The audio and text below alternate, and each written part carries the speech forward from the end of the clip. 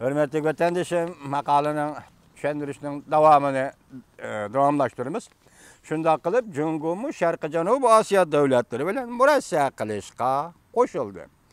Jungo va Sharqiy Janubiy Osiyo davlatlari diplomatiya ministrlari 25-kuni Janubiy dengiz har qaysi tarafda harakat xitobnomasini izchillashtirish to'g'risida birlashma bayonot e'lon qilib, har qaysi taraf o'zini tutib olishga, talash tortishlarni murakkablashtirmaslikka va'da berib, tinchlik va muqimlik uchun ta'sir ko'rsatishni kengaytirib, navbatda odamlar o'ltiraqlashmagan orolli Hadatash ko'rpazlar, ya'ni deltalar va boshqa tabiiy shakllangan joylarda o'ltiraqlashni yo'lga qo'ymaslikka va'da berishni ko'rsatdi.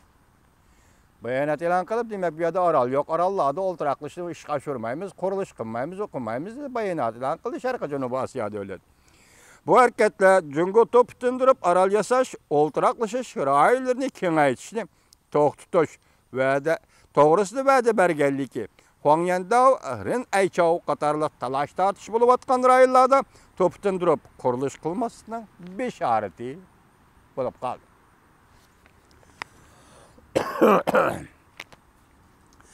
Rais Xi Jinping sözün Rais Hanım bilan ko'rishganda mundaq ko'rsatdi.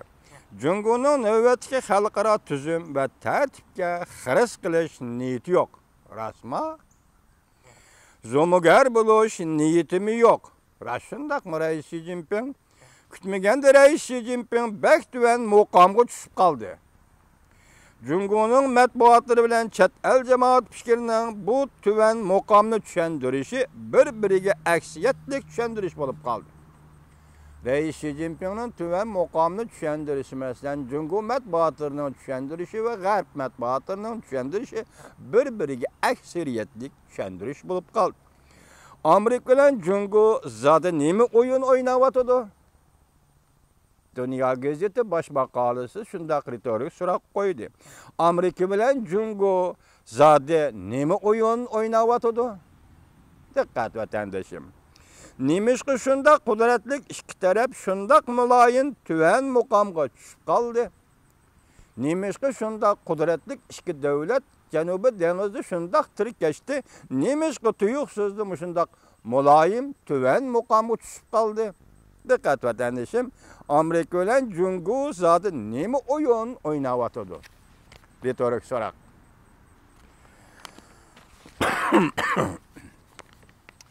Dünya gazeti baş maqolasi buni sabablarini tuvanda tushuntirdi. Birinchi, Amerikaning Janubiy dengiz orilishi Jungoning qattiq qarshiligini keltirib chiqadi. Bu to'la sabab emas, bu Dünya gazetining bu keltirgan sabab bo'lmaydi vatandoshim. Qarar e'lon qilingandan keyin Azodlik armiya G'arbiy taqim orollar suv manevr o'tkazdi.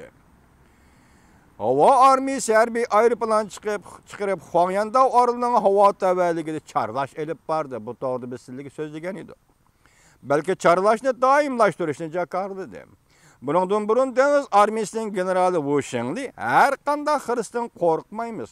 Qaysi davlat besim ishlashsin plan bo'yicha orol qurilishini davomlashtiramiz deb ko'rsatgan. Shangang matbuotlari Jungo dengiz armiyasi admirali Yang Yining so'zlaridan naql keltirib, mundaq ko'rsatdi. Janubiy dengiz to'g'risidagi qarorga taqabul turish uchun Rais Xi Jinping Markaziy harbiy ishlar komitetining yig'inini chaqirib va riyosatchilik qilib, Janubiy dengizda harbiy manevr elib berishni qaror qildi. Cho'ng urush, o'rta tiplik urush, kichik doiralik urush qilishga tayyorlik qilib, bu loyiha bo'yicha Amerika tarafga taqabul turmoqchi bo'ldi. Gaga sotining qarori e'lon qilingandan keyin, demak, Rais Xi Jinping harbiy ishlar komitetining yig'inini chaqirdi degan gap. Ikkinchi, Janubiy dengizda Jungo bilan urush qilishni Amerika xohlamaydi. Urush qilganda xatari intayin zo'r bo'ladi. Harbiy, siyosiy, iqtisodiy ishlarda ziyon ko'p bo'ladi. Tasavvur qilg'il bo'lmaydigan manfiy ta'sir elib keladi.